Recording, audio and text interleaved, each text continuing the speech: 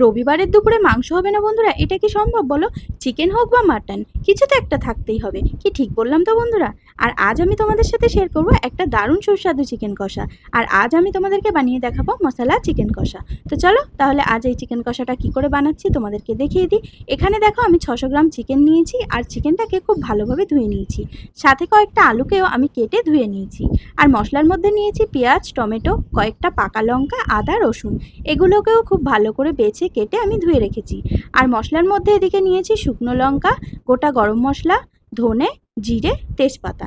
তাহলে চলো এবার আমরা মূল রান্নায় ফিরি। তো প্রথমে দেখো একটা কড়াইতে একটু সর্ষের তেল আমি গরম করে নিচ্ছি।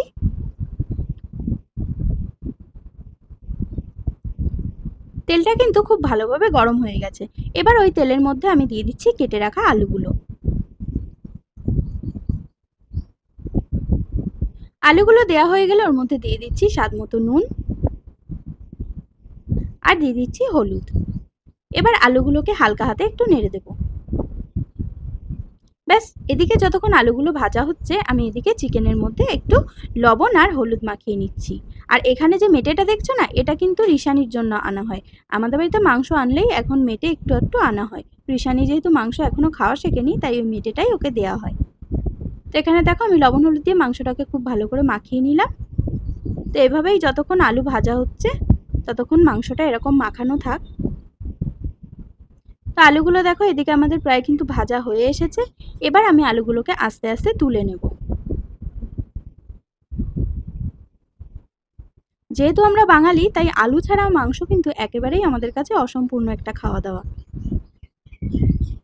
এবার ওই তেলের মধ্যে আমি দিয়ে দিচ্ছি লবণ হলুদ মাখিয়ে রাখা চিকেনগুলো। আজকে আমি চিকেনটা একটু ভেজে রান্না করব। তো সমস্ত চিকেনগুলো আমি এখানে দিয়ে দিয়েছি। এবার চিকেনগুলোকে আস্তে আস্তে একটু নেড়ে দেব। চিকেনগুলো খুব বেশি ভাজার দরকার নেই, এরকম ভেজে নিলেই হবে, খুবই হালকা। তো আলু আর চিকেনগুলোকে আমি এক জায়গায় দেখো ভেজে তুলে রেখেছি। এবার ওই কড়াইয়ের তেলের মধ্যে আমি আরেকটু সর্ষের তেল দিয়ে তার মধ্যে ফোড়নে দিয়ে দিলাম গোটা জিরে, একটা শুকনো লঙ্কা আর দিয়ে দিচ্ছি দুটো তেজপাতা আর একটু গোটা গরম মশলা।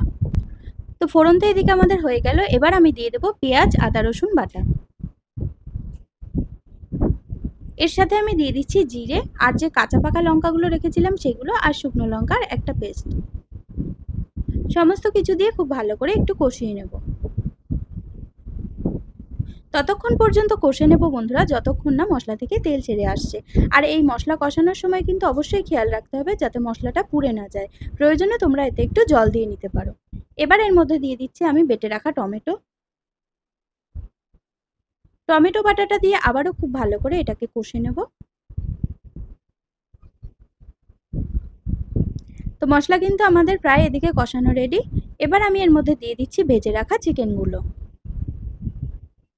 চিকেনগুলো দিয়ে আবারও খুব ভালো করে একটু নাড়িয়ে নিয়ে এরপর দিয়ে দেবো পরিমাণ মতো লবণ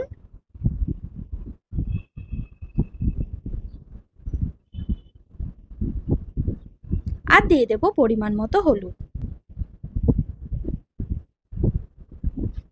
এবার আবারও সমস্ত কিছুকে খুব ভালো করে কষিয়ে নিয়ে ভেজে রাখা আলুগুলো আমি দিয়ে দেবো।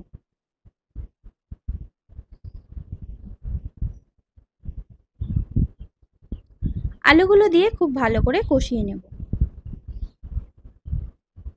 এবার দিয়ে দেব পরিমাণ মতো জল।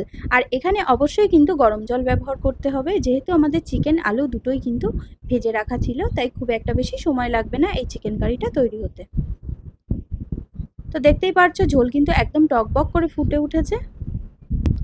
সবশেষে দিয়ে দেবো গরম মশলা গুঁড়ো। ব্যাস, গরম মশলা গুঁড়ো ছড়িয়ে নামিয়ে নিলেই কিন্তু রেডি আমাদের মশলা চিকেন কারি। তো আজকের আমার এই রেসিপি তোমাদের কেমন লাগলো অবশ্যই কিন্তু আমাকে কমেন্টে জানাতে ভুলো না। আর প্লিজ তোমাদের কাছে আমার এটা রিকোয়েস্ট থাকলেও তোমরাও ছুটির দিনে এভাবে একবার চিকেন কারি বানিয়ে খেয়ে দেখো, আশা করছি তোমাদের খুব ভালো লাগবে। তো রেসিপিটা যদি ভালো লাগে প্লিজ একটা লাইক করে যেও। আর যারা এখনও আমার চ্যানেল সাবস্ক্রাইব করনি তারা প্লিজ সাবস্ক্রাইব করে নিও।